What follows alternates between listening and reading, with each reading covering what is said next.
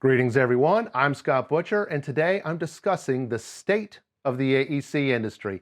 So fasten your seatbelts, make sure your tray tables and seat backs are in their full upright position because there is turbulence all around.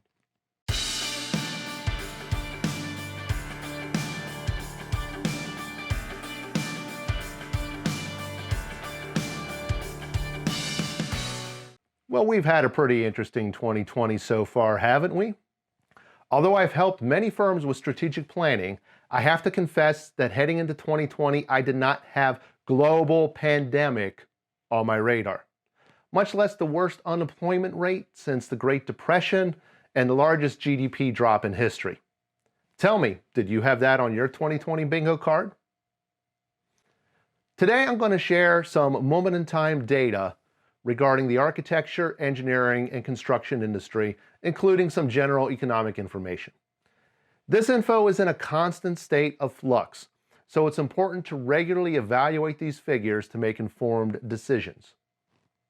Now, in the business world, we've talked a lot about the importance of agility for years.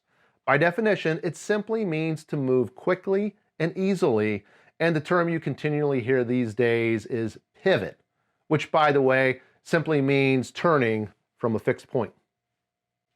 Agile is a process that involves iterations, and it came out of the software industry and focuses on breaking tasks into smaller pieces, then regularly evaluating and modifying as you move forward based on continual feedback. Right now, being agile is an extremely important talent for our firms. But being agile means being reactive. So in some ways, you are always a step or two behind. So we also need to be anticipatory. This means getting in front of trends that will or probably will happen. It means conducting research and doing environmental scanning, looking at trends that will impact the economy, the AEC industry, and the individual markets in which your firm operates, both vertical and geographic. The way you get out in front of new trends before they happen can help you gain a competitive advantage. So let's start our tour of the AEC industry by looking at unemployment in the United States. The good news is that we've had a record month for job gains in June, followed by smaller gains in July. Unfortunately, these increases come on the heels of record drops in numbers and the horrific unemployment rate of almost 15% in April. As of July, the unemployment rate in the United States is still 10.2%. However, the summer numbers that we've been seeing may be somewhat inflated because of the Payroll Protection Program, which has funded many jobs that may have otherwise been lost. Unemployment drives down consumer confidence and spending with great impacts across many different industries. Also note that there are multiple unemployment figures. The one known as U3 is typically the one you hear about in the press. But another really important unemployment figure is the U6, which counts both unemployed as well as underemployed. Think of the full-time employee who was laid off and took a part-time job, or a professional making $50 an hour who is now working for $15 an hour just to help ends meet. They are counted as employed, but they aren't working up to their full capacity or ability. This figure also counts those who have essentially given up on finding employment, at least for the time being. As of July 2020, the U6 figure is still way too high, logging 16.5%, but at least that is down from the April peak of 22%. If you go back to the beginning of the year, you can see that the U3 and U6 unemployment rates as they exist today are still double what they were. And if we go back to the Great Recession, you'll find the current U3 rate is roughly what it was at the peak in October 2009, while the U6 is slightly below its April 2010 peak. Canada has seen some similar trends, and their current unemployment rate is almost 11%. Although Canada has had far fewer COVID cases per capita when compared with the US, their economy heavily relies on the US, so our challenges become their challenges. In fact, about 20% of the Canadian GDP is driven by exports to the US. So what does the unemployment rate look like in the AEC industry? For that, we look to the most recent data from the Bureau of Labor Statistics. Employment in the architecture and engineering fields dropped by almost 46,000 between July 2019 and July 2020, and it represents a decline of about 3%. Between June and July of this year, no new jobs were added. Overall construction employment dropped by 309,000 over the past year, which is a decline of about 4.1%. However, over the past month, about 20,000 jobs were added. Both of these figures are preliminary and include seasonal adjustments. Certainly these declines are nothing to celebrate, and yet we can take a small victory in the fact that they are much smaller than the overall 10.2% national unemployment rate across all industries. Next, we'll look at the whopping hit to the US GDP. We ended 2019 with modest growth of almost 2.5%, but as COVID took hold in the United States, our first quarter GDP declined 5%. But that troubling number is minuscule when compared with the nightmarish drop of almost 33% in the second quarter of 2020. However, with all the business closures, both temporary and permanent, the figure is certainly not surprising, but it's nonetheless shocking to see. So what does this portend for the AEC industry? Well, a great place to start is with the American Institute of Architects Architectural Billing Index, which is a lagging indicator that addresses work happening in architectural offices. Thus, it captures building-focused engineering as well. It serves as a leading indicator for future construction work within the building sector. The ABAI is a diffusion index with a score of 50 representing no change from the prior month. The further away from 50 the score, the greater the increase or decrease. So scores in the low to mid 30s of the past month are quite brutal. The data you're seeing includes billings represented by the B, as well as new design contracts secured by architectural firms represented by the C. Things were not as bloody in the latest report, but you have to keep in mind that because this is a diffusion index, these scores represent a further decline over the last month. We'll need to see scores above 50 to show an improvement. The data just demonstrates that the decline wasn't as severe in the prior month.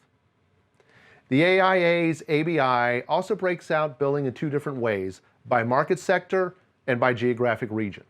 Here we have the high-level market sectors, and you can see that the commercial industrial sector declined significantly over the prior month, while the declines in the institutional and residential, although still quite ugly, were not as bad. And here's the same data segmented by geographic region. All four regions scored in the mid-30s, with the South being slightly less severe than the other regions. Still, we're not looking at a pretty picture here. But we do need to balance this disheartening information with a bit of a reality check. The AIA data we're looking at is only month to month. So if we turn to the U.S. Census Bureau's construction put in place, which is a lagging indicator of construction coming online, the change from May to June was slight, down just 0.2%. But if we compare the construction spending from June 2019 to June 2020, the latest data available, you'll see that construction spending actually increased by almost 0.5% over the past year. Perspective is always important when looking at data. This information is also broken out by market sector, and the results are all over the board. Comparing June 2019 with June 2020, we can see that public safety construction spending was way up, with double-digit gains in water supply as well. Power, highway, and street all have nice spending increases. Conversely, construction spending for religious facilities dropped significantly during this period, with the lodging and manufacturing sectors also experiencing large decreases. When you consider that COVID has prevented people from attending religious services and traveling, these numbers should not be surprising. And many manufacturing facilities across the country closed for weeks, either to prevent an outbreak or because of an outbreak. That in turn brought construction to a halt. Construction put in place is a lagging indicator and provides an overview of the health of the industry. So what lies ahead? For that, we need to look to the construction spending forecasts, and there are a lot out there. Fortunately, the AIA aggregates many of these forecasts to create the AIA Consensus Construction Forecast. They use many different sources, and here I've broken out 3 of them: Dodge Data and Analytics, FMI, and Associated Builders and Contractors. The mid-year consensus forecast projects a decline of 8.1% for the construction industry. FMI is a bit more pessimistic, looking at a decline of 9%, while ABC is much more optimistic, projecting a decline of just 3.1%. When looking at the individual sectors, the consensus is for a severe drop of 11.6% for commercial, 8.2% for industrial, and 4.5% for institutional. Once again, ABC is the most optimistic here, projecting a small decline for industrial and even a slight increase for institutional. This demonstrates the benefit of the consensus forecast, which aggregates 8 different forecasts to make sense of the variances. Of course, we're well into 2020, and the construction decline was pretty obvious because of the economic shutdowns that hit the economy in the spring, including some states that totally stopped construction. But things will turn around in 2021, right? Well, again, turning to the AIA consensus forecast, the current projection is for the construction to decline another 4.8% next year, and that's on top of this year's decline. However, FMI is currently predicting a decline to be more severe, dropping 9%. Dodge is the most optimistic of the sources I'm featuring here, projecting a further decline of just 2%. The forecasts for the individual market sectors hold a mixed bag, with Dodge anticipating a slight increase in the commercial sector, ABC projecting growth in the industrial sector, and Dodge forecasting a small gain in the institutional sector. Again, we need a little perspective here. If the projections hold true, this is not a sky is falling scenario for the AEC industry. Here I've taken the historic construction put in place data from the U.S. Census Bureau from 2008 to 2019, then used the AIA consensus forecast projections of an 8.1% decline in 2020 and a 4.8% decline in 2021. Look, this is not a perfect interpolation. The Census Bureau data includes non-buildings, while the AIA data does not. But it still allows for some perspective. And that perspective is this: even with the forecast decline this year, construction spending will be equivalent to spending levels in 2017. Was there work to be had in 2017? Were you busy? Did your firm have a good year? The 2021 spending projections do drop us further back to 2015 levels, but nowhere near those 2011 levels as the result of the Great Recession. I should note that these numbers are not inflation adjusted, and we've certainly experienced some construction inflation over the past few years. Again, this is just about perspective. Another industry metric worth tracking is the Dodge Momentum Index, published monthly by Dodge Data and Analytics. This index tracks new projects that have entered the planning stage, typically with an architect or engineer beginning work on it. So it is a good indicator of the health of the industry and work that will soon be feeding into the construction pipeline. As you can see here, entering 2020, the Momentum Index was already in decline, a gentle decline that dropped more significantly in April as the result of COVID-19. It flattened for a month, then dropped again in June before turning around in July. When you look at the history of this index, the most recent peak occurred in July 2018, slightly more than 2 years ago. From December 2019 through July 2020, the index has dropped about 20%. However, we again need to add some perspective here. The highest point ever for the Dodge Momentum Index occurred in early 2009 when it reached the upper 180s. The low point was in July 2011 when the index declined to the upper 70s. Considering that the value of the index was 100 in the year 2000, this was a hugely significant drop. By July 2011, architectural and engineering firms were beginning to work on new projects, which was reflected as the index began its long turnaround as 2011 progressed. So although the most recent index reading of roughly 125 is down from 6 months ago, it is far, far above the low point of 77 achieved almost a decade ago. And finally, on our short tour of the state of the AEC industry, here's some recent data from the Society for Marketing Professional Services. The FSMPS Foundation has been conducting surveys on the impact of COVID on AEC firms, and here's some findings from the most recent data. Participants in their survey was asked about their ability to secure new clients and projects, and just under 1/3 reported that it was business as usual. Of course, this means that 2/3 of companies have experienced a decline in activities towards securing new work. Just over 28% reported a slight reduction in activities, while about 1/3 reported some reduction. In this survey, that was the category between slight and most. Speaking of most, slightly more than 6% of companies reported that most activities have stopped, while just over 1% reported that all activities have stopped. The same FSMPS Foundation research also queried firms about the state of their request for proposal or RFP activities. Almost 30% of firms reported that RFPs were on the upswing. As this is the 2020 survey, there's no 2019 data to compare it to. It is just a moment in time. Slightly more than 1/3 of respondents shared that their proposal activities were unchanged. That leaves 36% of firms that have experienced decreases in RFP requests, including 6% reporting that RFP activities have come to a total standstill. Keep in mind there's other AEC-specific metrics out there worth monitoring.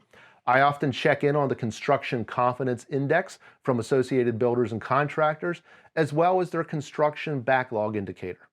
In fact, the current backlog indicator shows firms have an average backlog of 8.1 months compared with 8.9 months 1 year ago. So yes, it is down, but it is not currently down significantly.